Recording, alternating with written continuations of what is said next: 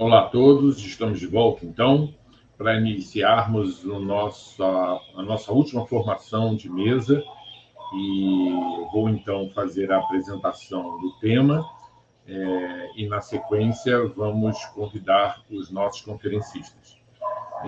Esse tema é a Sociedade Portuguesa de Psicoterapia Existencial.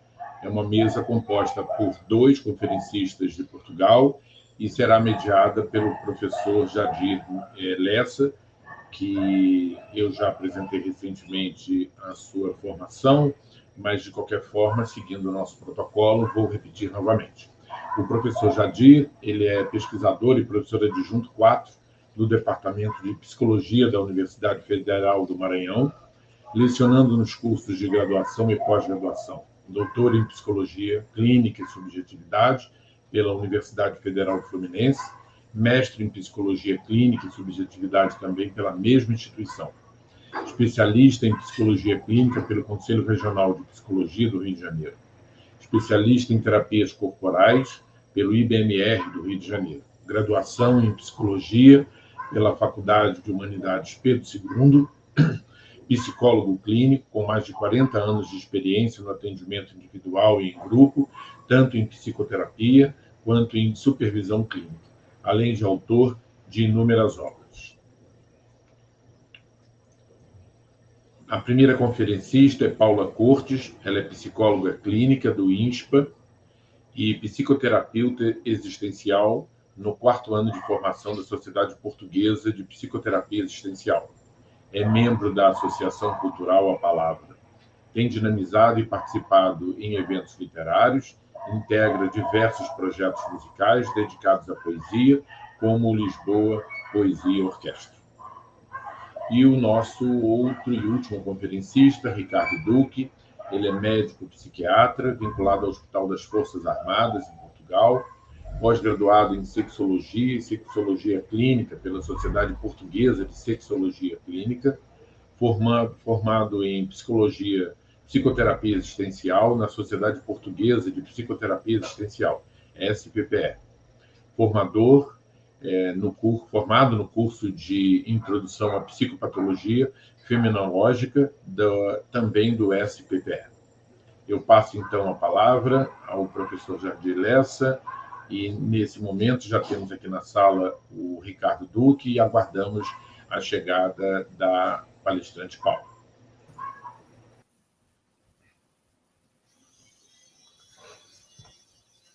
Mais uma vez, boa tarde a todos. É um prazer estar aqui. Estou aqui me sentindo muito honrado por estar no lugar que deveria estar o professor Vitor Rodrigues, meu amigo de Portugal, que foi quem organizou a mesa. E daqui a pouco ele vai encerrar o congresso com a sua conferência de encerramento, né? E estamos aqui para fazer a nossa fala portuguesa. Então, assim,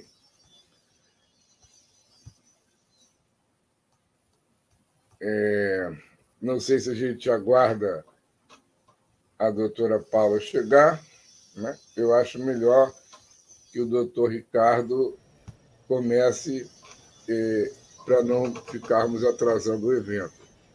Seja muito bem-vindo, doutor Ricardo, é um prazer enorme tê-lo aqui e sinta-se à vontade nesse espaço. Saiba que estamos sendo assistidos por em torno de 1.500 pessoas, pelo menos. E eu estive conversando com o Vitor ontem ou anteontem, né? E ele me falou que em Portugal vocês não têm uma experiência assim de tantas pessoas no Congresso, né? Em função do número limitado e a diferença proporcional de habitantes, território e tudo mais. Então, assim, foi na quarta-feira, ele esteve dando uma aula na minha turma de mestrado e foi muito bom a comparação entre a experiência que ele tem em Portugal e no Brasil, né? Que ele já veio muitas vezes aqui no Brasil, somos amigos há várias décadas, e é um prazer enorme ter vocês três conosco, né? Por favor, meu caro, seja bem-vindo e a palavra é toda sua. Muito boa tarde, professor Jadir. Antes de mais, quero, claro, agradecer o facto de poder estar aqui, o convite à organização, o convite feito pela organização na pessoa do professor Vítor, agradecer-lhe também por moderar esta nossa mesa, o professor Jadir, e agradecer também ao professor André todo o trabalho incansável que ele tem tido portanto, aqui na dinamização deste evento. Em relação, antes vou fazer a ressalva, porque em relação à participação da minha companheira de mesa, pelo que eu entendi, eu não sei se ela vai poder estar presente, pelo que ela me disse, tinha a sua comunicação gravada e já teria enviado. Boa tarde a todos. Devido às vicissitudes deste congresso ter tido as suas... Desculpa, Ricardo, ela está entrando a qualquer momento e esse vídeo, okay, ela vai me sinalizar no momento da sua liberação, tá bom? Ok, muito bem. Portanto, avançando aqui com o tema que eu tenho a oportunidade e o gosto de estar falando um pouco, eu gostava de falar sobre a vivência do tempo e a perturbação borderline na atualidade. Não sei se posso compartilhar aqui alguns slides, professor André, se vai ser o professor que vai estar passando. Você consegue compartilhar a partir daí ou você quer o meu apoio? Vamos... Desculpa, algum material que você já tinha encaminhado? Sim. Só um minuto, por favor.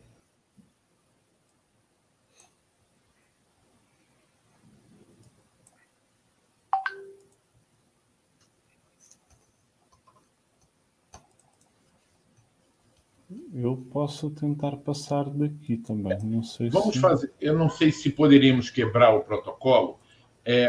A palestrante que iria dividir o espaço, ela está com dificuldade de comparecer. Então, ela fez também a gravação de um vídeo. Então, eu exibiria agora o vídeo da Paula e, na sequência, a gente retoma com a fala do Ricardo. Pode ser assim? Por mim está perfeito. Então, está ótimo. Então, eu vou exibir aqui a fala da palestrante.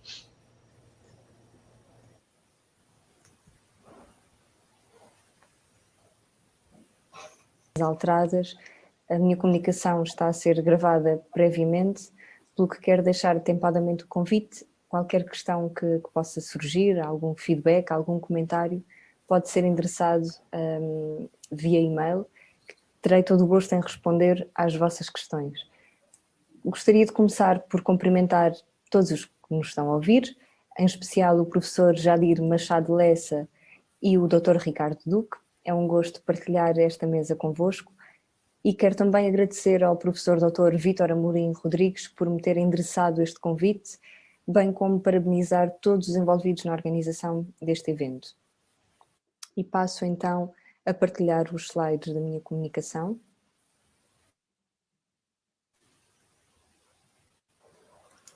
Que tem como título Quem sou? Um diálogo possível sobre as noções de self e identidade. E desdobrando um pouco esta questão de quem somos, eu diria que é a pergunta de uma vida. E remeto-me logo para uma frase de uma autora muito querida no Brasil e que vai além fronteiras, de Clarice Lispector, que diz: eu sou uma pergunta. E esta interrogação, quem somos, atravessa de certa forma a nossa existência. Eu diria que há em todos nós um apelo profundo a responder-lhe. E que existir é sabermos-nos no indefinido, na indeterminação, numa abertura constante.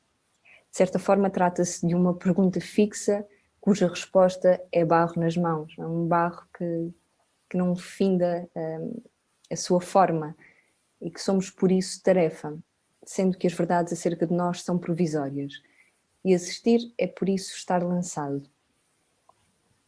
O sentido da reflexão que me proponho elaborar hoje visa a compreensão do homem concreto e singular no mundo. E esta noção de ser no mundo, quando pensada profundamente, implica uma mudança radical no pensamento, no próprio pensamento existencial, que vai implicar uma revolução do pensar, como costuma dizer o professor Vítor Amorim Rodrigues. Numa leitura rápida, nós podemos ser levados a pensar que ser no mundo significa dentro do mundo, portanto, intramundano, mas trata-se realmente de um outro paradigma, ou seja, não mais nos situamos na dicotomia interno-externo, mas antes na ideia de que eu e o meu mundo não somos separáveis. Como diz Merleau-Ponty, o homem está no mundo e só no mundo é que se conhece a mim mesmo.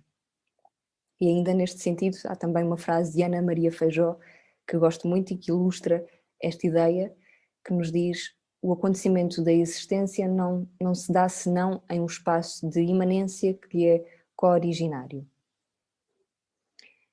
Em suma, quando olhamos para esta questão de quem somos, podemos ver que estão envolvidas nelas noções como self, identidade e narrativa.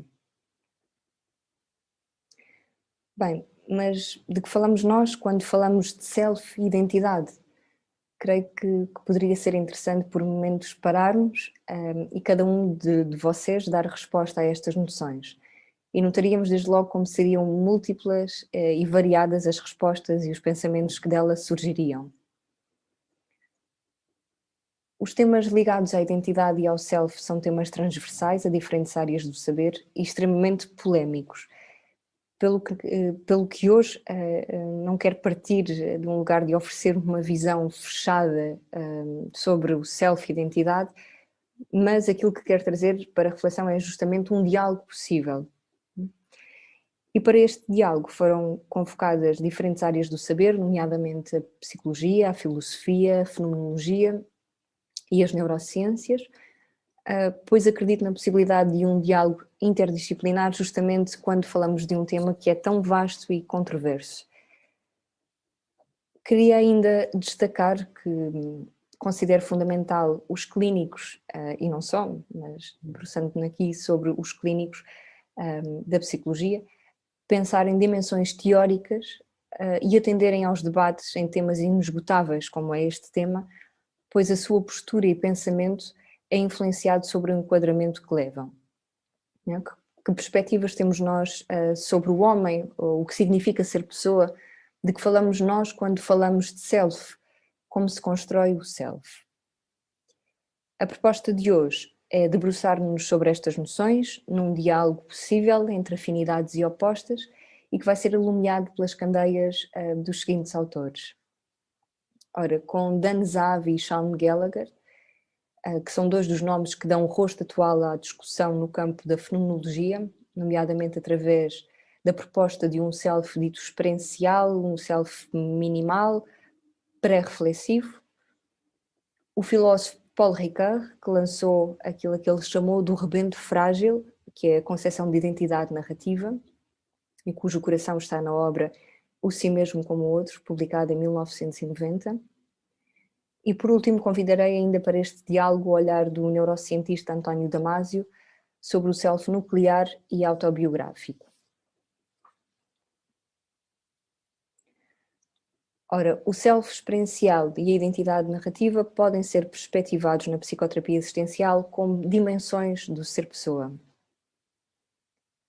E começaremos por enquadrar o self na filosofia, na psicologia, psicoterapia existencial, obviamente de uma forma muito sucinta. Podemos dizer que atualmente coexistem diferentes e variadas visões desta noção na própria teoria e prática psicológica, e que falar dos entendimentos de self contemporâneos é também caminhar em relação a uma noção que tem vindo a variar ao longo do tempo de forma significativa e cujo alcance de algumas visões tem ainda repercussão nos nossos dias, sendo que para Amy Van Derzen os psicólogos e psicoterapeutas têm descurado as bases deste conceito, o que dá aqui também alguma pertinência a esta reflexão. Não raras vezes o estudo do self é mencionado por diversos autores como tendo o seu início da sua análise no final do século XIX e início do século XX, com William James, e que desde então tornou-se num tema central e vibrante. Foram desenvolvidas abordagens que tinham uma preocupação com o estado de permanência, descurando a mudança, e o self era entendido como uma entidade ou a existência de um núcleo, bem como a procura de uma substância duradoura, nomeadamente com as noções de ego, espírito ou alma. E, como é sabido, a antropologia dualista norteou durante séculos, podemos dizê-lo, a reflexão sobre o homem, reconhecendo o composto por dois princípios ontologicamente distintos. Por um lado, o corpo mortal e perecível, e por outro, ao qual se contrapunha, não é, a alma eterna e imortal. No slide seguinte, podemos ver a multitude de visões sobre o self ao longo do tempo. Estes autores tentaram de alguma forma congregar diferentes visões. Hoje não é aqui o propósito de debruçar-nos sobre cada uma delas, este slide pretende apenas dar conta exatamente que isto é uma noção que foi variando muito ao longo do tempo, ou seja, o self foi compreendido como coisa, como entidade ou essência, como a procura do núcleo, o self visto como sendo algo localizado interna ou intrapsiquicamente, o self fixo no tempo, o self como sinónimo de pessoa, personalidade, como somatório de aspectos que tornam uma pessoa única, enfim. É de facto interessante podermos debruçar-nos sobre estas variações desta noção ao longo do tempo. Ainda neste sentido, congreguei aqui algumas visões. Também não é o propósito de hoje aprofundarmos, mas que nos dão conta desta base, não é?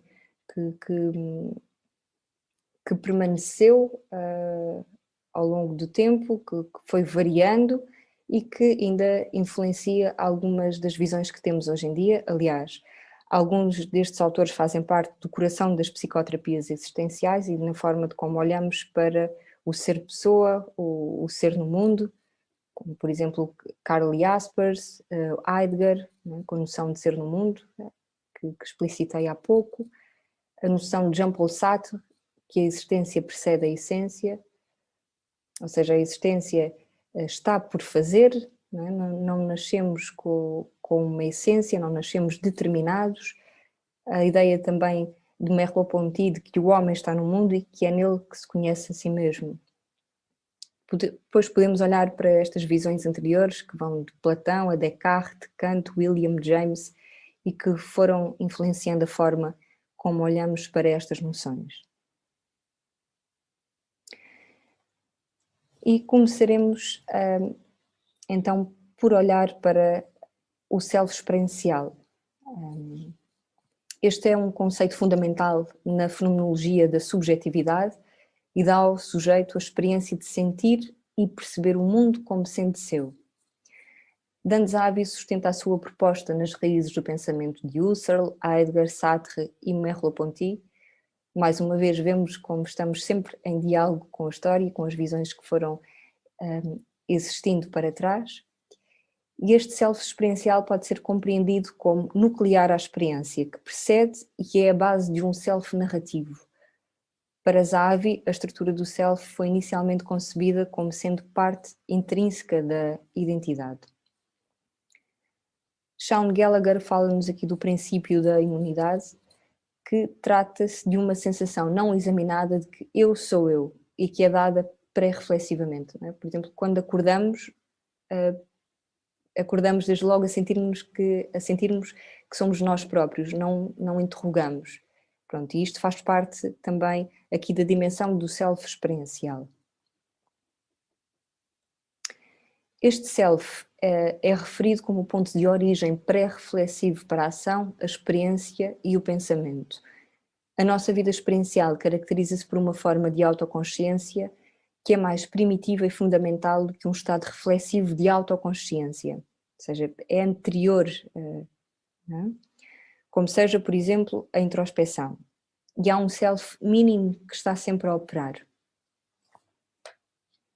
Para Zahavi, existem alguns tipos de self, nomeadamente o self hermenêutico ou narrativo, e diz-nos ele que este self é fluido e flexível, portanto, ao contrário daquelas visões de self que vimos anteriormente e percorreram parte do nosso pensamento, o self como algo fixo e imutável. Nesta perspectiva deste self experiencial, não existe aqui, portanto, uma estrutura imóvel e fixa que dá ao sujeito a experiência de que algo existe em mim, uma parte da minha identidade que não muda. O self hermenêutico e narrativo sempre conta uma história individual e subjetiva, dando assim uma percepção de que a identidade é transitória. O self narrativo é temporal, portanto, ocorrendo em uma dinâmica constante entre o sujeito e o seu mundo, nunca terminando assim de se formar. Ele é um self que não se fecha, que acontece e se modifica. Obviamente que poderíamos desenvolver muito mais esta noção, mas cabe-me aqui hoje fazer aqui uma proposta em que conjugo diferentes visões, pelo que no slide seguinte passamos para Paul Ricoeur, nomeadamente com a noção de identidade narrativa.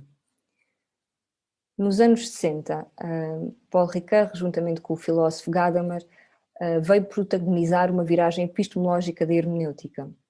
Libertando-se da sua concepção primária, esta sofreu uma evolução com uma interpretação amplificadora de expressões simbólicas e da autocompreensão que vão ser mediadas, esta é uma noção importante, por signos, símbolos e textos. Portanto, através da narrativa, aqui é também este caminho mediador, Ricoeur desenhou a sua hermenêutica do si. Na obra do texto à ação, Ricoeur fala-nos em três heranças, na filosofia reflexiva, na fenomenologia e por fim na hermenêutica.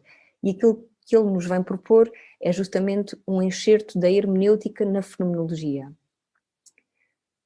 Portanto, com Ricoeur é necessário fazer um amplo desvio, não é? Esta mediação, aquilo que ele chamou de percorrer uma via longa cuja compreensão de si é mediada pela compreensão dos signos, dos símbolos, dos textos, através dos quais se exprime o ser humano numa dialética na qual o homem necessita de se distanciar para se poder reapropriar da sua ipseidade. Ela não está simplesmente dada. Por volta do ano de 1985, Ricoeur havia desenvolvido o Sol, trabalhando em profundidade em 3 volumes, que recomendo a sua leitura, Tempo e Narrativa, e no 3º volume, já nas últimas páginas, ele lançou aquilo a que chamou do rebento frágil, para referir-se a esta noção de identidade narrativa. E nas palavras dele, é o frágil rebento oriundo da união da história e da ficção. É a atribuição a um indivíduo ou uma comunidade de uma identidade específica. E esta é a identidade à qual um ser humano acede graças à mediação da função narrativa. Ora, como é que respondemos à pergunta quem sou eu, na perspectiva deste autor? No seu olhar, através de uma história capaz de constituir e definir-nos em termos identitários. Dizer, mas sobretudo contar, é já fazer, conferindo a coerência da narrativa à coesão de uma vida. Na obra Soi-même comme un autre, Ricoeur reanima as questões que remetem para a problemática do si, que são elas. Ora, quem é que é o sujeito do discurso? Quem é o sujeito do fazer?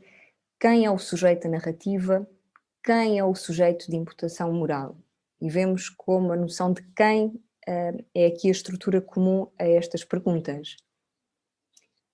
Para Ricoeur, a constituição ontológica daquilo que ele chamou do homem capaz implica 4 dimensões fundamentais do testemunho de si próprio no mundo, que são eles a linguagem, a ação, a narrativa e a ética. Ora, o filósofo lança ao rebento, convidando-nos a pensar aspectos que que são da narração e do narrador, da enunciação e do locutor. Portanto, falar, fazer, contar podem ser considerados como modos distintos de um agir fundamental. E de que forma é que se dá este agir? No fio ricuriano, este agir é o traço comum de expressões fenomenológicas, dando-se nos atos da palavra, nas iniciativas e intervenções práticas, no pôr em intriga as ações contadas e nos protagonistas dessas ações, ou no ato de imputar a alguém a responsabilidade da palavra, da ação ou da narrativa. Ainda na interrogação quem, podemos observar a poeira que nela se revolve a partir de Ricard, na sua concepção de uma hermenêutica do si. Um si que vem compreender duas intrusões do outro, mas que já vamos explicitar mais à frente. Portanto, o tema da identidade pessoal convoca desde logo duas dialéticas. Por um lado, a mesmidade e ipseidade, a ipseidade e a alteridade. Na visão do nosso autor, o sujeito adquire a sua identidade a partir do momento em que é capaz de contar uma história, onde o tempo assume um papel importante na função narrativa histórica e de ficção.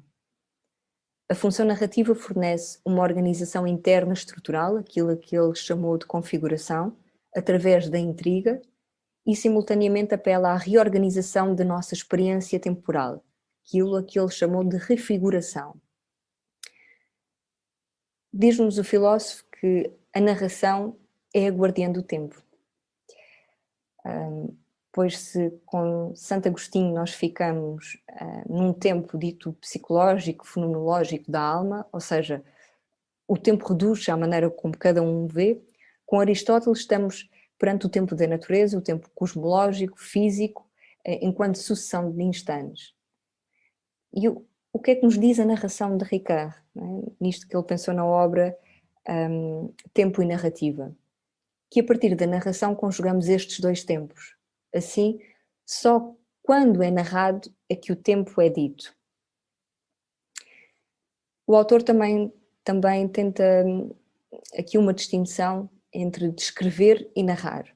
Ora, nós narramos as ações, o fazer, e descrevemos as situações, os objetos e as personagens.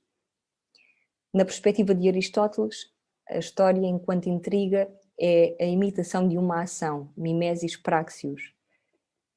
E a nossa vida não é feita apenas de um relato, mas tão somente de 1001 relatos, e reconstituí-los é justamente poder saber mais sobre nós mesmos, dando um sentido à nossa história, a nós próprios. Portanto, as psicoterapias mostram como as histórias de vida podem ser alteradas pelas narrações que sucessivamente vão sendo contadas. A história que nós vamos contando acerca de nós próprios é por isso frágil, na medida em que não é só a afirmação de si. Há um outro que escuta e que pode ser contada também de diferentes formas. A atestação, esta noção também fundamental na obra de Ricard, é a forma de dizermos quem somos, sabendo que este dizer nunca é pleno. Daí a interrogação quem somos estar em aberto. Trata-se de certezas relativas que somos capazes de construir ao longo da nossa vida.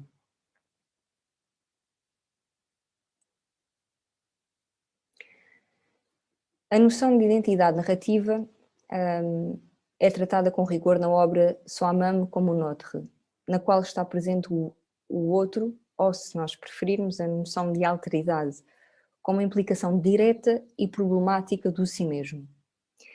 E é precisamente isto que o título do livro de Ricard tenta transmitir. Ou seja, um título que, sem ser um enigma, convida-nos à interpretação pelas suas múltiplas leituras. E, aliás, é o próprio que vem dizer-nos que existem 3 intenções filosóficas que percorrem esta obra. A primeira refere-se à mediação reflexiva sobre a posição do sujeito, expresso na primeira pessoa do singular, ou seja, eu penso, eu sou. E ele diz-nos que todas as línguas convidam ao estabelecimento desta primeira intenção, ao distinguirem o si mesmo reflexivo do eu individualizador.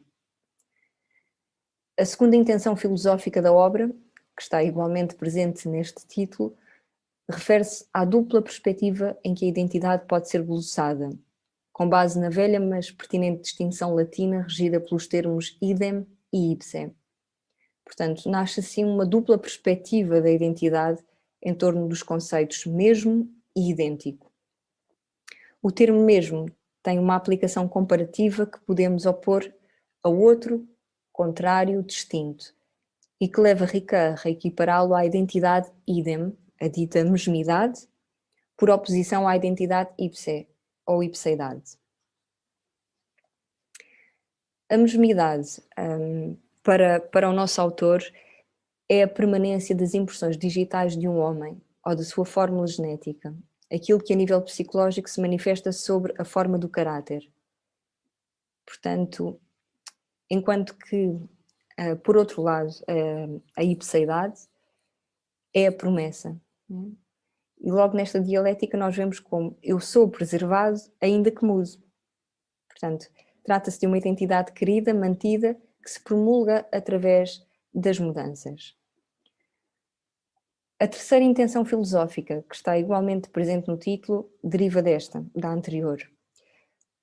Porque a identidade ipse gera uma dialética complementar da ipseidade e da mesmeidade, denominada por Ricard dialética do si mesmo e do outro que si mesmo. Portanto, a oposição entre mesmo e o outro, anteriormente referida, nada teria de especial, não fosse o facto de que, com a referida oposição, se estabelecer uma relação entre alteridade e ipseidade. Uma alteridade, que importa dizer que não é fruto de uma simples comparação, mas que pode ser considerada constitutiva da ipseidade. Portanto, os caminhos bifurcam-se aqui na ipseidade, que pode ser entendido como o si mesmo.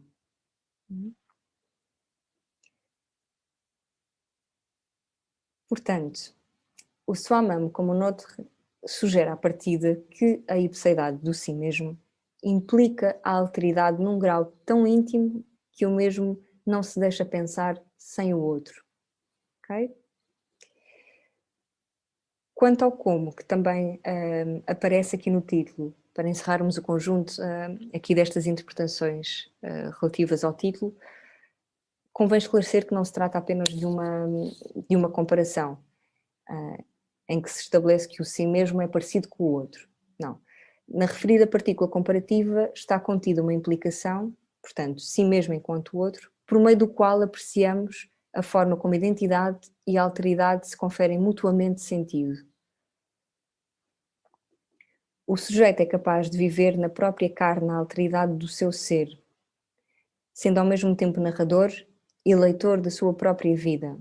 O indivíduo situa-se fora de si mesmo, num exercício de desdobramento responsável para narrar os conteúdos da sua própria vida. Em suma, o que eu acho que podemos aqui destacar de fundamental é que a alteridade não é apenas uma alteridade que está fora do sujeito. É isso também, mas é um outro que está ligado a esta ipseidade, não é? Numa dialética. Portanto, somos também, de certa forma, estrangeiros para nós próprios. E é nesse sentido que a narração não cessa de se fazer. Não é?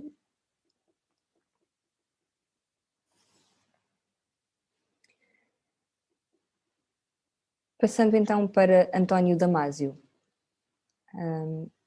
Há uma constância que remete para uma calma e subtil presença do self na vida consciente, quando lemos ou ouvimos uma melodia, sendo que este âmbito mínimo pertence-nos à percepção do eu. Portanto, a consciência não é hermética, podendo os níveis flutuar entre duas dimensões, aquilo a que ele chama de uma consciência nuclear e a consciência alargada. A consciência nuclear remete para a percepção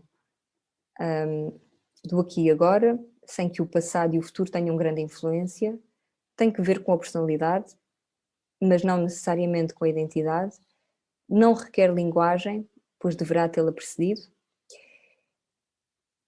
E pronto, ficamos aqui neste sentido de que remete para o aqui e agora, não tem que ver com a personalidade e que não requer linguagem, portanto, para um âmbito mais mínimo, mais nuclear. enquanto que a consciência alargada é de um âmbito mais vasto, é denominada tanto pelo passado vivido como por uma antecipação do futuro, vai remeter não apenas com a personalidade, mas também com a identidade. Ao contrário da consciência nuclear, depende profundamente da linguagem e é regida pelo eu autobiográfico. E então aqui cabe-nos fazer a distinção entre estas diferentes também noções de self. Temos aqui o proto-eu, que vem remeter para um plano mais simples, com uma fonte de continuidade em relação a aspectos relativamente estáveis no organismo. O produto vão ser os sentimentos espontâneos do corpo vivo. Há depois também uma noção largamente desenvolvida nas obras de Damásio, a noção de homeostasia, que se liga a este proto-eu. O self nuclear emerge de uma relação entre o organismo, portanto, tal como representada pelo proto-eu, e qualquer parte do cérebro que representa um objeto a ser conhecido.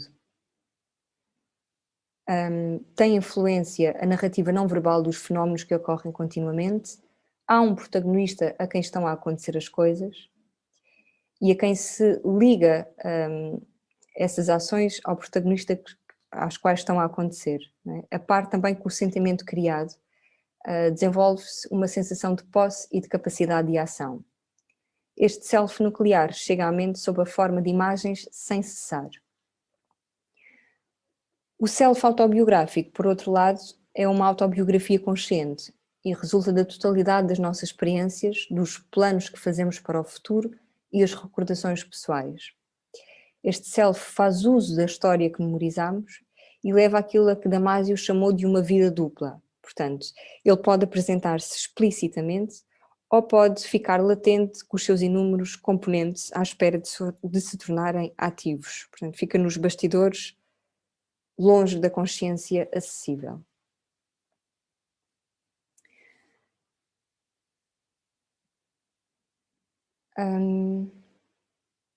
Ver o que é que podia acrescentar. Ok. Portanto, a nossa história pessoal tem a possibilidade de ir sendo reescrita. Há uma tarefa de construção e reconstrução, e pelo caminho há imagens que são recuperadas, retomadas ou mesmo perdidas, como também podem ser combinadas pelos desejos ou pelo acaso. No livro A Estranha Ordem das Coisas, o autor vai dar especial relevância aos sentimentos enquanto representações do estado da nossa vida e sentimento de si. E aqui lanço já a brecha que seria muito interessante nós pensarmos esta noção de quem somos, estas noções de self e identidade narrativa aliada aos sentimentos. Fica aqui também um rebento lançado para futuras reflexões. E pensando então na integração dos principais conceitos em diálogo. Ora, falámos de um self experiencial e da identidade narrativa e, de certa forma, podemos ver como eles se conjugam. Talvez Ricard não concordasse com esta conjugação, mas vem sendo dito nas psicoterapias existenciais que faz sentido pensarmos na dimensão de um self experiencial conjugada com a identidade narrativa. E aqui a identidade narrativa vai um pouco além do self hermenêutico proposto por Zahavi, como podemos ver. Infelizmente hoje, aqui por contingências temporais, não foi possível dedicar o tempo que gostaria à obra de Ricard, porque realmente é uma obra vasta, em que o autor vai obra após obra, fazendo um fio condutor de uma série de pensamentos que depois vai aprofundando, e realmente a noção de identidade narrativa, creio eu que merecia aqui hoje uma atenção diferente, mas de qualquer das formas, relembro aqui uma frase de George Steiner, que ele diz que a função de um professor é abrir livros.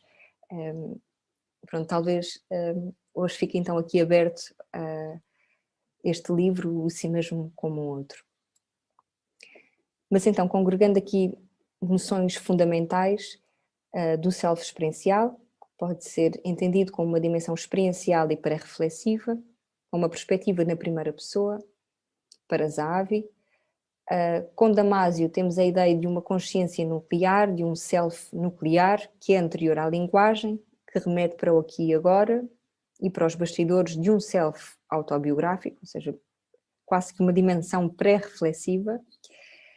Depois, uma coisa também que não falei aqui ao longo da apresentação, mas que achei muito curioso, que é a noção de pré-narrativas. Esta é uma expressão do próprio Ricard, em que isto surge de um modo muito leve na sua obra, apenas num artigo, e isto remete-nos para as histórias em potência, que é muito curioso e que eu creio que faz todo o sentido pensarmos nisto ligado aqui ao self-experiencial.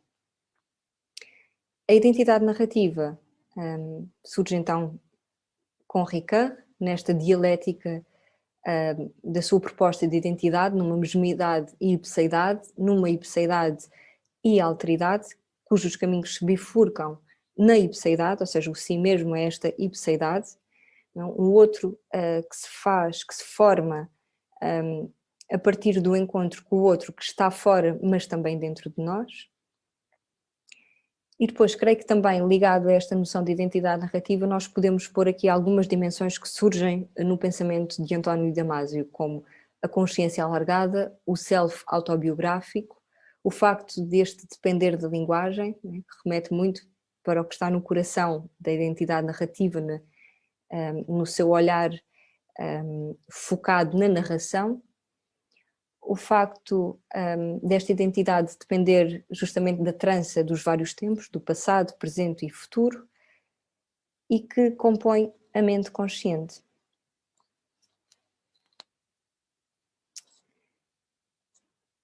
Para terminar,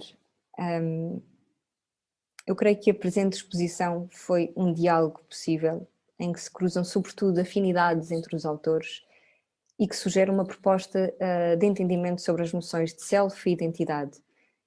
E trata-se de uma conceptualização que converge no entendimento das psicoterapias existenciais.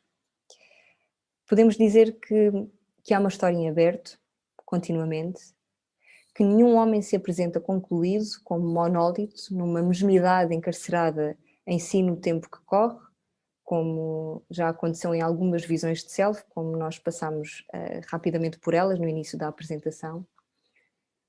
Por isso, nesta proposta, o homem é antes abertura. E com Ricard há um apelo ao diálogo profundo, não é? Em que eu sou interação com o outro, que está dentro e fora de mim. A identidade depende sempre de uma relação que faço com o outro e comigo, em simultâneo. Podemos dizer que só há verdadeiramente a hermenêutica na história quando esta é ouvida e retomada pelo outro. E mesmo para fechar aqui esta apresentação, trouxe-vos aqui estas citações. A primeira que já trouxe no início, de Clarice Lispector, que diz: eu sou uma pergunta. E no fundo esta citação que também congrega muito bem as ideias que tentei explicitar, que diz: estamos longamente a caminho de nós próprios, somos nós próprios essa viagem. Obrigada pela vossa atenção. Qualquer questão que tenham, deixo-vos aqui o meu e-mail e o meu contacto telefónico e desejo-vos um bom congresso. Obrigada.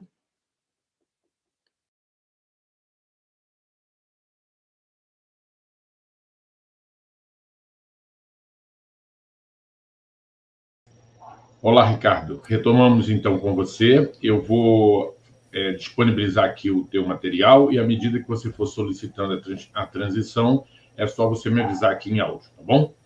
Ora, muito bem.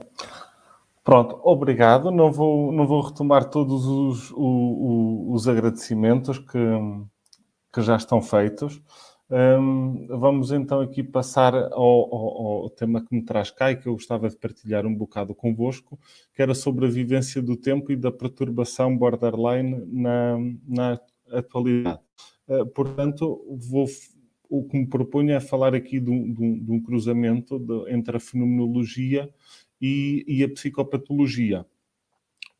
Está muito longe das minhas intenções definir o que é patológico e o que não é patológico, mas acho que, antecipando um bocadinho aquilo que eu gostaria que fosse o sumo do trabalho, ou deste momento, a intenção é tentar perceber como é que o sofrimento humano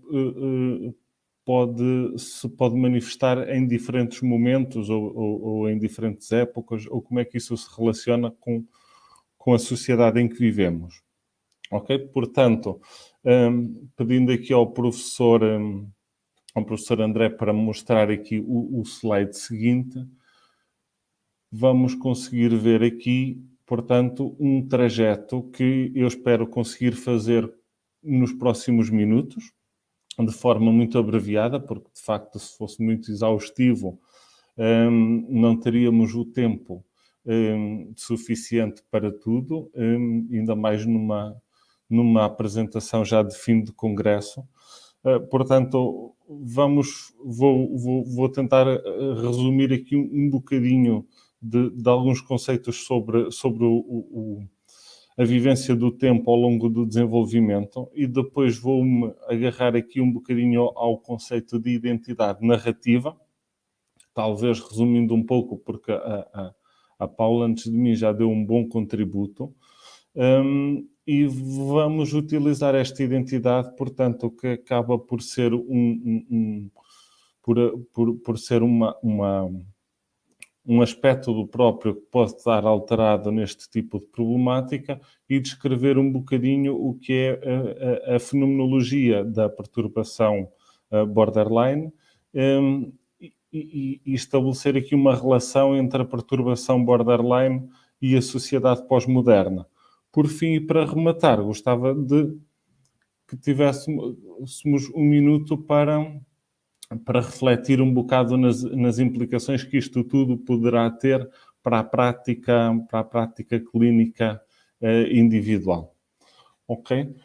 Portanto, começando no slide seguinte, temos aqui uma pergunta que Albert Einstein fez já tem quase um século. E questionou-se então se nossa compreensão imaginativa do tempo é inata ou adquirida, e se é idêntica à nossa compreensão intuitiva da velocidade.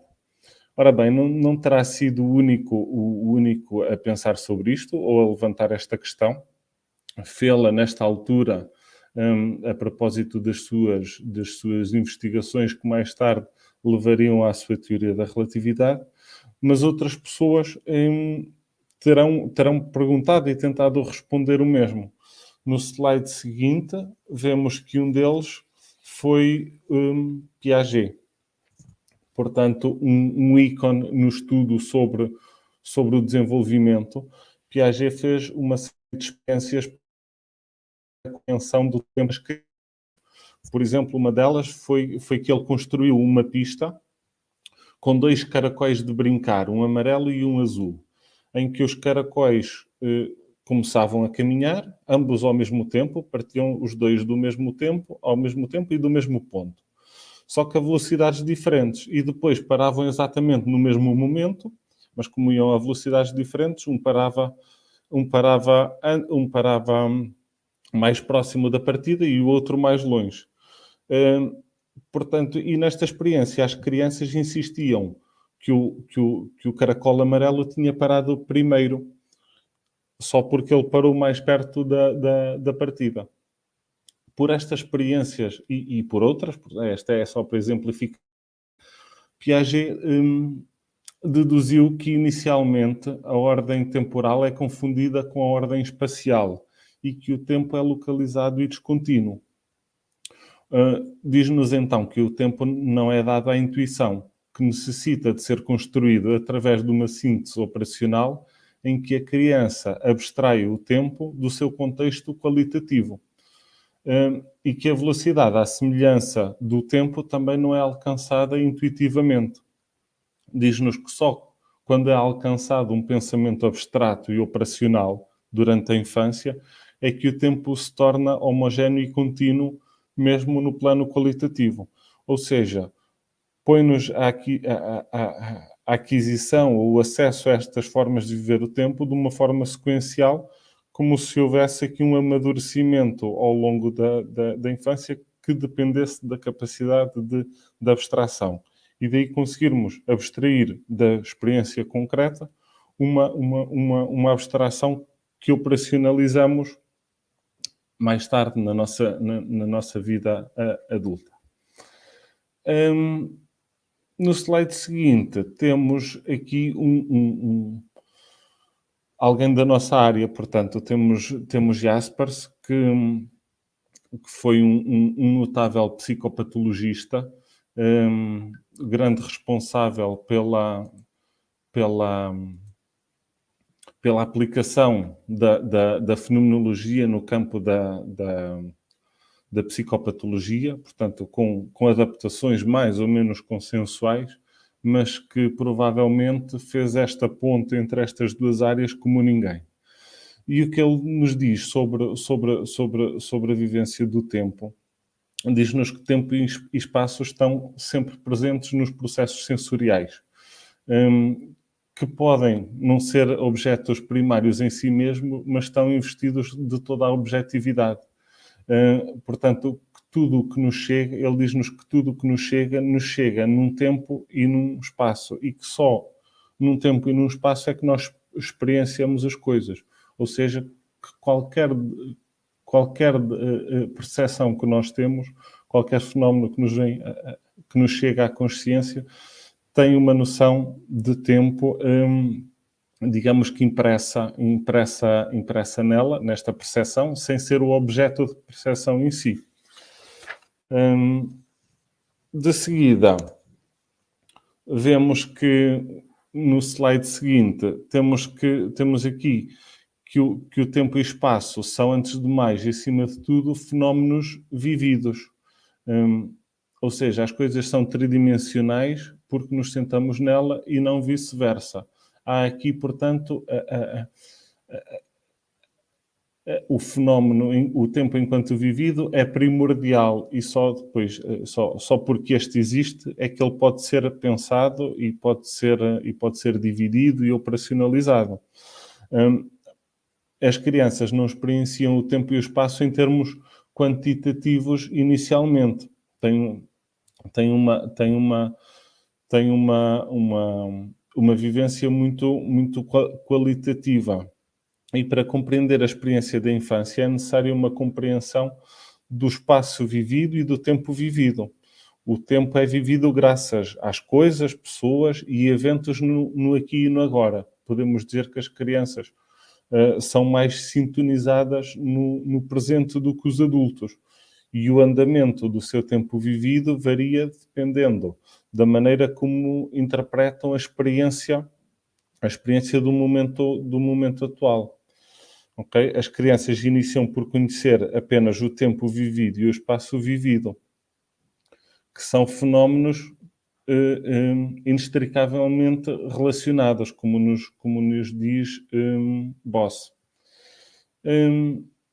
No slide seguinte, continuamos a ver como há este caminho da criança, do mundo puramente exponencial, até à capacidade de operacionalização do tempo.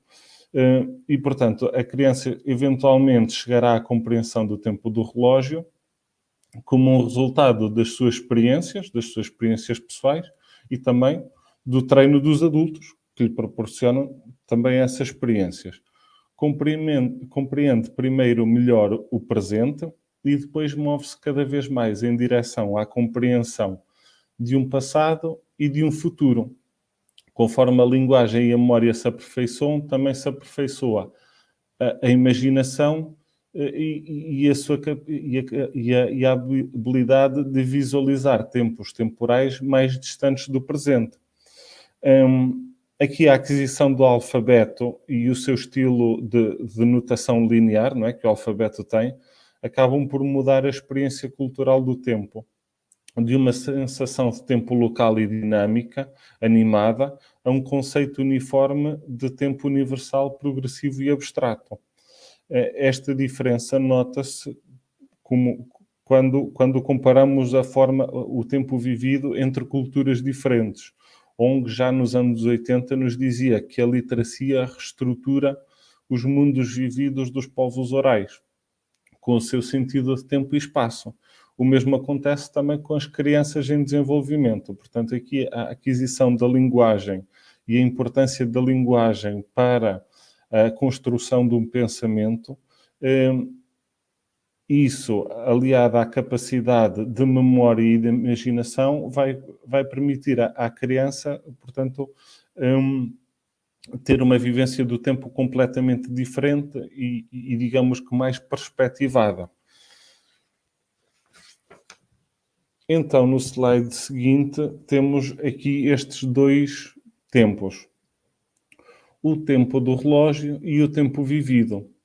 O tempo do relógio como sendo o tempo público, portanto, que é comum a todos, que dá informação, que é objetivo, pode ser medido e pode-se comunicar a outra pessoa esta medição e aquela pessoa pode verificar esta medição do tempo, e que é um conceito que é abstrato, portanto, que existe por uma capacidade nossa de o operacionalizarmos e, portanto, de o uniformizarmos e, no fundo, trata-se de uma ferramenta convencionada, ok? Para além de acabar por ser uma sucessão de pontos identificáveis. Já o tempo vivido, não. Tem um cunho muito pessoal, é revestido de significado, é subjetivo, portanto, e pertence ao concreto da experiência do sujeito na primeira pessoa. Enquanto o tempo de relógio é, então, um conjunto de pontos únicos, o tempo vivido acaba por ser um momento com significado onde estão unidos o passado, o presente e futuro. Apesar deste tempo vivido envolver uma interpretação por parte do indivíduo, não é um construto que reside na mente. O tempo vivido deriva da relação de significado do indivíduo com o mundo, com o que o rodeia, incorporada dentro dos polos objetivos e subjetivos desta experiência concreta. Ok? Portanto, no próximo slide temos aqui um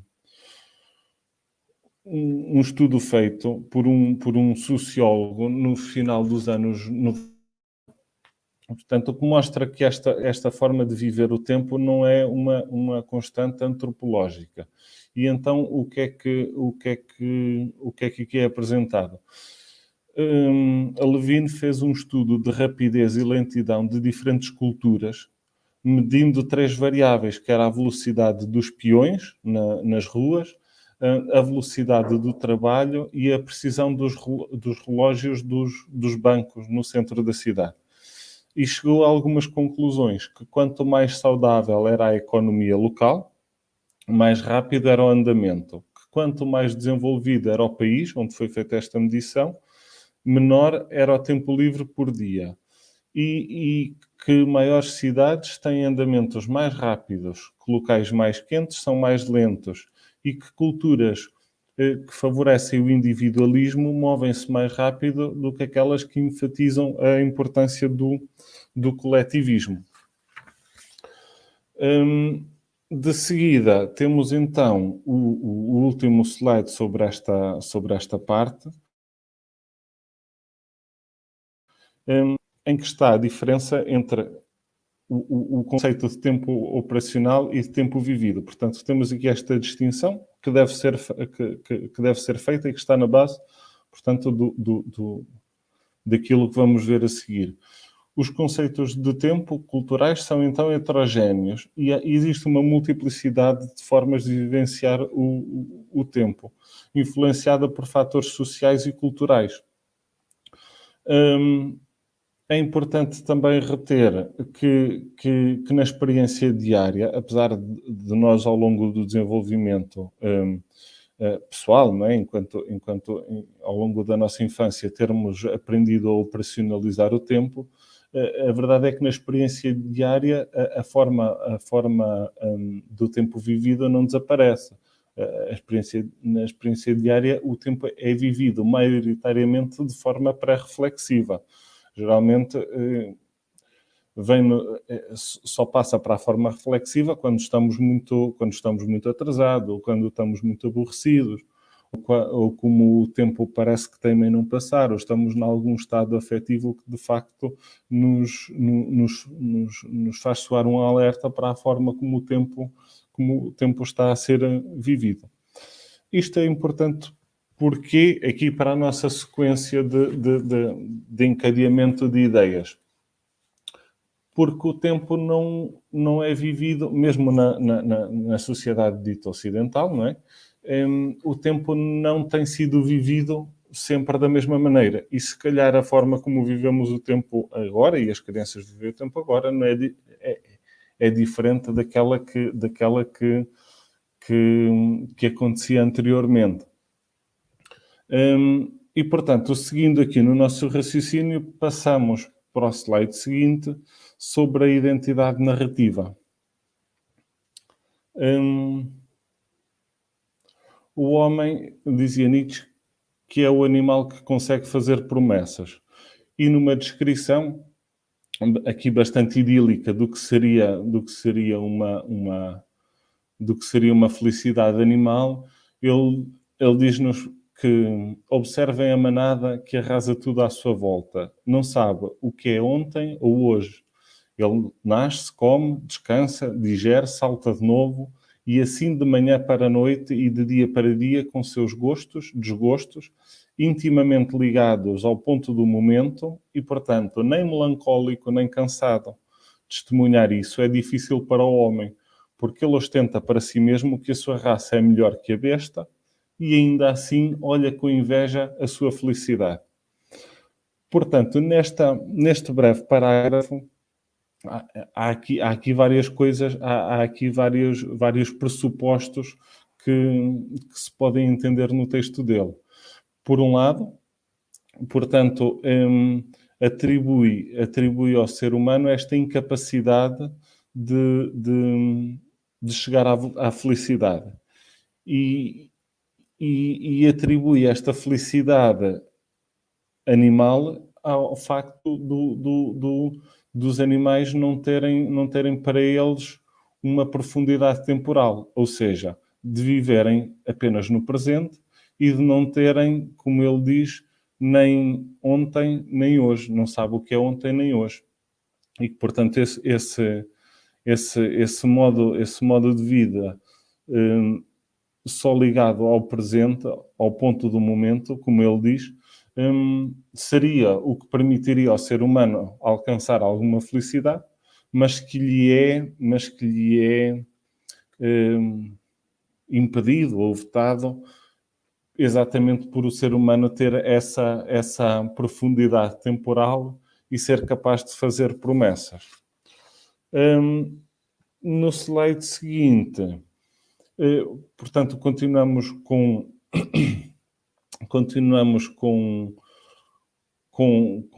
reflexões sobre a identidade narrativa. Vou só fazer aqui uma breve alusão aqui aos desejos de primeira ordem e desejos de segunda ordem, como feita por este autor, por Erich Frankfurt, nos anos 70, em que ele nos dizia que as pessoas eram caracterizadas pela sua liberdade em controlar os desejos. E divide os desejos, portanto, aqui as volições, em volições de primeira e de segunda ordem. Sendo que as primeiras são mais imediatas e depois as segundas são mais refletidas. E pelas segundas nós podemos escolher ou não as primeiras. O exemplo clássico que ele dá por exemplo, a vontade de fumar um cigarro. É algo que é espontâneo, que vem e que me assola. E, portanto, isso seria um desejo de primeira ordem. Depois, eu penso nisso e penso, mas eu queria era não... queria por um lado, mas por outro queria não fazê-lo. E, portanto, este segundo momento, mais reflexivo, seria também um desejo do sujeito, mas um desejo de segunda ordem. E, portanto, o que ele nos diz é que a capacidade, por estes desejos de segunda ordem, podemos embarcar alguns de primeira ordem e descartar outros, e isto permite-nos aqui alguma autonomia e alguma escolha. Portanto, coisa que falta, se não tivermos a capacidade de elaborar os de segunda ordem, acabamos por ficar refém dos desejos de primeira ordem. E considera, inclusivamente, que uma pessoa guiada e impelida apenas por impulsos momentâneos, falta-lhe autonomia. Falta-lhe autonomia porque não está, portanto, no centro desta decisão do fazer ou não fazer determinados atos. Seguidamente, temos aqui portanto, uma definição de identidade, uma definição de pessoa dada por Ricard. Não me vou alongar aqui mais, porque não vou acrescentar nada ao que já foi dito anteriormente pela Paula, mas só dar esta perspectiva de que a ipseidade ou individualidade abre aqui uma esfera da responsabilidade e da fidelidade aos valores e às normas aos quais escolhemos aderir, e assim se estabelece uma continuidade histórica essencial para a identidade pessoal. Ou seja, aqui a identidade narrativa sempre aliada aqui à necessidade de uma continuidade histórica. Esta continuidade histórica, portanto, no slide seguinte, podemos ver que a identidade narrativa implica uma coerência significativa entre o passado, presente e futuros pessoais, semelhante à unidade de uma história que é contada. E, portanto, esta é que deverá ter alguma continuidade. Ou seja, é essencialmente baseada na capacidade dos indivíduos integrarem aspectos e tendências contraditórias num sentido e numa visão de si próprios abrangente e coerente, e algo duradoura ao longo do tempo. E, seguidamente, temos aqui dois senhores, no próximo slide, que nos dizem que há um preço a pagar. Há um preço a pagar pelo quê? Há o preço a pagar por essa necessidade de coerência e de continuidade histórica. Portanto, lutas e tendências divergentes têm que ser afastadas mais ou menos permanentemente. De outra forma, a história é lascada num pedaço de fragmentos incoerentes. E isto, dizia-nos Freud, que só era possível através do recalcamento de importantes desejos e de possibilidades de desenvolvimento pessoal. E que as perturbações neuróticas, segundo ele, seriam as manifestações do material reprimido para que se pudesse construir uma narrativa coerente.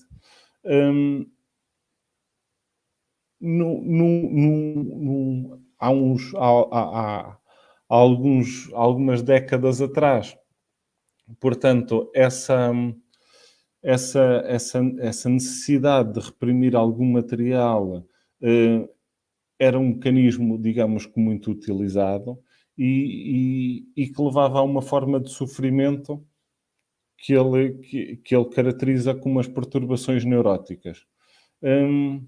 Ainda assim, há outro tipo de perturbações, como é o caso da perturbação borderline, em que há uma vivência permanente do presente e acaba por haver outra forma de de conseguir uma continuidade. Acaba por haver outra forma de se conseguir uma continuidade, que não vai ser através da repressão de material para o inconsciente, mas de uma cisão temporal do eu.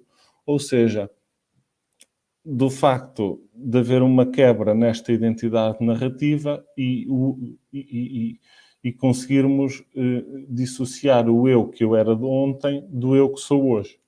E digamos que esta forma esta cisão temporal do eu acaba por ser uma forma de manifestação de sofrimento cada vez mais presente nas sociedades ocidentais. No slide seguinte, vemos aqui uma possível explicação que Fuchs nos dá para isto. Explicação em forma de pergunta. Pergunta-se o que é que tem mudado. A formação, bem como o conceito de coerência própria, tem sido questionada sobretudo por 3 grandes desenvolvimentos.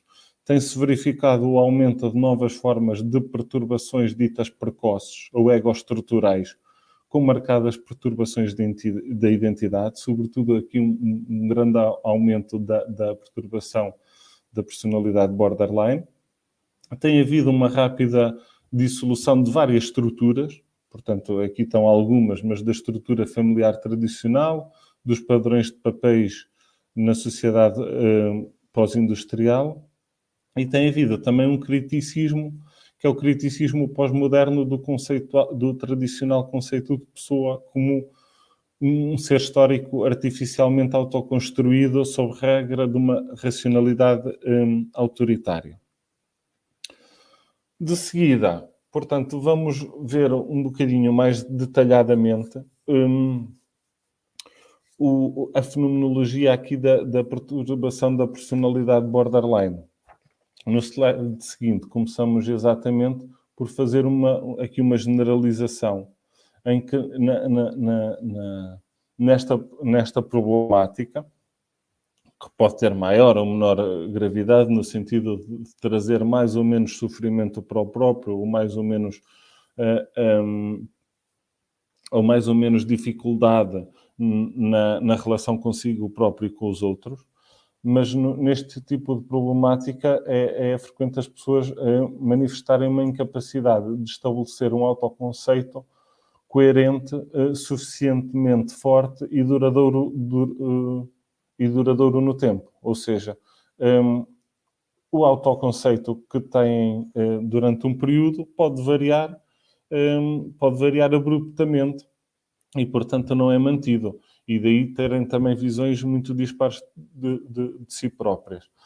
Digamos que pode haver aqui uma adoção de uma atitude pós-moderna em relação à vida, mudando de um presente para o próximo e estando totalmente identificados com o estado afetivo do momento. Esta cisão temporal do self tende a excluir o passado e o futuro como dimensões de constância do objeto. E esta fragmentação do self narrativo pode ser descrito em termos de impulsividade, cisão, identidade e intersubjetividade.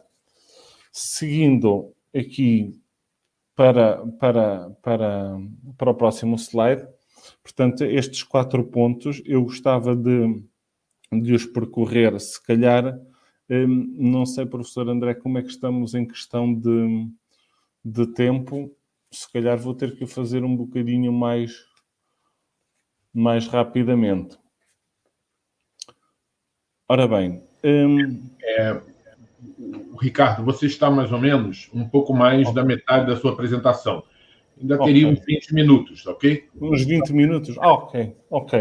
Obrigadíssimo por esta informação tão preciosa para poder gerir aqui o tempo em que falamos sobre o tempo.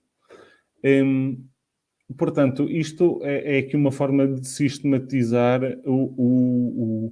grupos, digamos, de problemáticas e de vivências que estão presentes frequentemente nas perturbações borderline e que podem ou não constituir sintomas, ok? Aqui a lógica não é muito, como disse, traçar a fronteira entre o que é que constitui sintoma e o que é que não constitui, mas perceber estas vivências como patológicas e causadoras de sofrimento do próprio. Portanto, dos clusters, digamos, de vivências prendem-se com a impulsividade e com a desregulação afetiva, em que há uma inabilidade de conter e regular o humor e os afetos emergentes, uma incapacidade de aguentar as tais volições de segunda ordem, às quais o impulso presente pode ser avaliado e escolhido, e, portanto, há aqui uma estrutura temporal característica, em que as pessoas são apenas aquilo que estão a experienciar no momento, ok? E o que pode levar, portanto, que uma pessoa se define apenas pela experiência do momento presente, é natural que haja uma procura de prazeres momentâneos, emoções e êxtases, tornando a vida uma série desconexa de momentos fugazes em vez de uma história contínua. O Bin Kimura fala aqui nisto que chama uma temporalidade intrafestum, que é uma estrutura temporal cíclica sem progressão. Portanto, em vez digamos, de um projeto com continuidade histórica, assume aqui uma forma cíclica e no fundo um bocado avulsa. É como se a vida não tivesse a importância de uma história que tem um princípio, um meio e um fim, mas fosse apenas um recorte, uma coleção de bons momentos recortados ao acaso e sem um significado pessoal que os ligue. Assim, as pessoas experimentam as mais intensas e abruptas variações de estados emocionais: ansiedade, disforia, raiva, vergonha, depressão, entusiasmo e euforia. E a cada momento estão completamente identificadas com o estado afetivo atual, portanto, incapazes de um distanciamento da situação atual. Estão amarrados ao presente, como diria Nietzsche, mas ainda assim não vivem em felicidade simples e descrevem muitas vezes sentimentos de tédio e de vazio. No slide seguinte, temos a cisão. Portanto, os indivíduos com a problemática borderline são especialmente incapazes de integrar os aspectos positivos e negativos do próprio e dos outros em percepções coerentes. Há uma falha de constância do objeto, no sentido de ser capaz de reter uma imagem positiva de um outro significativo, apesar de uma separação temporária ou rejeição. E este esquema de tudo ou nada aplica-se à vivência do próprio e à vivência do outro. Portanto, os outros muitas vezes são completamente bons ou completamente maus. Dizemos nós que veem o outro passar de besta a bestial com bastante facilidade, e o mesmo esquema de tudo ou nada também se aplica ao próprio, consoante o estado afetivo, assim vivenciam o próprio autoconceito e a autoimagem. E falta, como se fosse um nível superior, digamos um zoom out, um nível superior de monitorização, um processo de autoobservação em que a pessoa normalmente se monitoriza em prol da coerência e da precisão. No slide seguinte, temos um terceiro grupo que se relaciona com a identidade fragmentada. Portanto, a fragmentação do self narrativo, nesta fragmentação há uma visão inconstante do próprio com descontinuidades cortantes, mudando rapidamente de papéis e relacionamentos, e um sentido de vazio interior subjacente. Esta perturbação da identidade está presente em 60% a 90% dos casos da problemática borderline. Há uma incoerência na memória autobiográfica, porque há mudanças tão rápidas e tão abruptas e tão cortantes de papéis, que acaba por haver uma incoerência da memória autobiográfica e há uma dificuldade em evocar experiências autobiográficas específicas, como havendo um sentimento de descontinuidade do eu ao longo do tempo.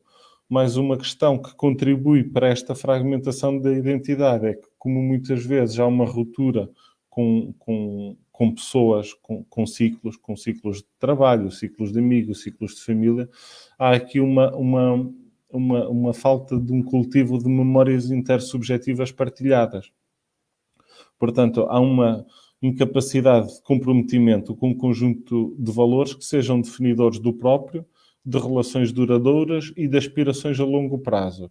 E o que os pacientes descrevem muitas vezes é uma sensação dolorosa de incoerência, de inautenticidade, sensação de se estar a fingir que se é, como se estivesse a usar uma máscara ou mesmo a enganar os outros. Pode haver aqui uma dissociação no sentido em que pode falhar a integração da percepção, sensação, afeto, memória e identidade num sentido unificado e coerente de consciência de eu. E por fim, no slide seguinte, estamos aqui no campo da intersubjetividade. Passamos aqui desta falta de memórias partilhadas para a questão da intersubjetividade. No slide seguinte, vemos que a identidade narrativa, como disse a Paula anteriormente, é baseada num outro implícito e pressupõe experiências precoces de constância do objeto e de vinculação segura a um outro significativo. Os estados de consciência acabam por ser diadicamente expandidos. O sentido básico de continuidade das nossas vidas depende da história partilhada com os outros numa temporalidade que é sempre intersubjetiva. Vemos que a perturbação de vinculação na perturbação borderline está presente em 75% a 90% dos casos e podem, segundo o Fuchs, um dos autores que tem descrito muito isto, podem resultar de déficits da sintonização social precoce, ou seja, da primeira interação que temos com o outro cuidador, na qual ele estabelece o ritmo do nosso cotidiano.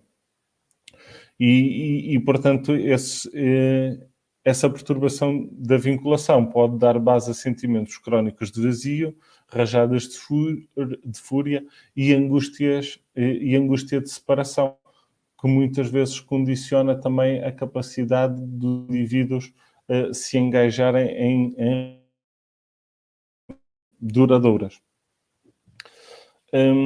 Podemos passar um slide seguinte e... Ricardo, inclusive... 5 minutos, tá bom? Ok. 5 minutos para fechar. Inclusivamente o outro. Podemos passar já mais um slide. Professor André, por favor. Ok. Portanto, vemos que há um déficit de funções representativas ou reflexivas essenciais no estabelecimento de uma identidade narrativa e que as experiências traumáticas que não podem ser simbolizadas têm mais propensão para prejudicar o desenvolvimento de capacidades de mentalização. E, portanto, a falta de capacidades reflexivas e empáticas, por sua vez, ajuda a explicar a desregulação afetiva encontrada nestes pacientes. No slide seguinte, então, entramos aqui na parte final e vemos como é que isto se conjuga. O conceito de identidade narrativa implica, então, uma relação histórica com o próprio e requer a capacidade de autodeterminação pela formação das volições de segunda ordem. E, portanto, isto não tem sido uma constante. David Riesman descreveu 3 personagens que associou às várias épocas. O personagem orientado à tradição, que associou às sociedades agrícolas mais primitivas, a personagem voltada para o interior como a personagem da Revolução Industrial, a personagem virada para fora como o indivíduo das massas, o indivíduo dos mídia, e que tem sido a que tem prevalecido nos últimos anos, também com o aumento da exposição e da primazia da imagem, que terá levado também ao aumento da patologia narcísica nas últimas décadas. No slide seguinte, vemos que duas mudanças culturais podem ter contribuído para o aumento não só desta patologia narcísica, mas também da patologia borderline, que é o colapso de estruturas, sobretudo a familiar e a comunitária, porque eram as que estavam mais presentes e agora deixam de estar, e a ascensão do tal pluralismo ideológico e perda de padrões de papéis obrigatórios. Sennett, muito crítico, pergunta-nos como se pode um ser humano desenvolver uma identidade narrativa e uma história de vida numa sociedade composta de episódios e fragmentos. E diz-nos que a capacidade de nos libertarmos do passado e a confiança em aceitar a fragmentação tornam-se traços fundamentais daquilo que ele descreve como personalidade flexível. O que é esta personalidade flexível? Ele descreve que é um self elástico, uma colagem de fragmentos, incessante no seu tornar-se, sempre aberto a novas experiências, e diz que estas são as condições psicológicas das pessoas adaptadas à experiência do trabalho a curto prazo, de instituições flexíveis e constantes tomadas de risco numa sociedade pós-moderna. Seguidamente, vemos então temos aqui um paralelismo entre os sintomas da fragmentação crescente da sociedade como um todo e o reflexo nos indivíduos. Ou seja, se enquanto na sociedade assistimos a uma aceleração dos eventos momentâneos, a uma mobilidade cada vez maior na vida laboral, a uma fragilidade das relações, como se houvesse aqui, eu pus entre aspas porque não é que tenha desaparecido a lealdade e o compromisso, mas como se houvesse um retrocesso ou um circunscrever da lealdade e do compromisso, como se tivesse em prazo, para passarmos para outra lealdade e compromisso. Portanto, isto são mudanças que efetivamente vemos na sociedade e que também têm reflexo nos indivíduos, que tendem a compartimentar mais as suas vidas, a compartimentar mais as relações, a compartimentar mais as atitudes, portanto, a serem uma pessoa em casa, outra no trabalho, uma neste trabalho, outra no trabalho que eu vou ter daqui a 2 meses. E digamos que isto acaba por favorecer aqui um abandono da luta pela coerência, como se a luta pela coerência fizesse mais sentido anteriormente do que propriamente na sociedade atual. Para finalizar, levanto aqui a reflexão sobre o papel da fenomenologia na atualização da psicopatologia, porque não basta nós... A fenomenologia deu contributos fantásticos para a psicopatologia, mas a psicopatologia, o adoecer, o sofrer, o modo de sofrer também se vai adaptando às épocas. E, portanto, acho que é primordial que a psicopatologia não queira descartar a fenomenologia na sua constante atualização e na descrição exaustiva e sistemática de novas formas de sofrimento. Acho que isto, portanto, esta relação entre o tempo e a perturbação de identidade e o aumento deste tipo de perturbação deve também levantar a reflexão sobre o papel social do profissional de saúde mental. Ou seja, se tratamos cada vez mais pessoas que têm dificuldade em ter uma identidade narrativa coerente ou identificarem-se com um projeto definidoras de si, como é que as podemos ajudar ou por onde é que nós devemos achar que a sociedade deve ir? Isto nos objetivos da terapia também pode ter as suas implicações. Ou seja, é importante promover e estabelecer relações a longo prazo. Desde logo a relação terapêutica pode ser uma forma das pessoas experienciarem uma relação muitas vezes mais duradoura com outras relações pessoais, e reabrir aqui a perspectiva histórica, reconectando o presente ao passado e futuro, através da reflexão e compreensão das intenções e das motivações, promover a estabilidade dos compromissos, projetos e promessas, e no fundo, aqui tentar chegar à fé no próprio e nos outros, que é necessária sempre para ganhar a coerência temporal e ultrapassar esta fragmentação do self. Para finalizar, portanto, queria só fazer aqui a ressalva que isto é uma... Acho sobretudo pertinente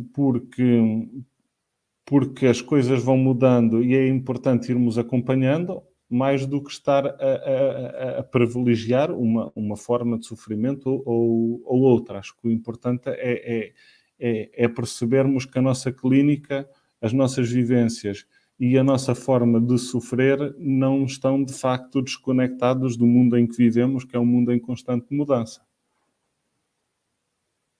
E acho que dou por aqui encerrada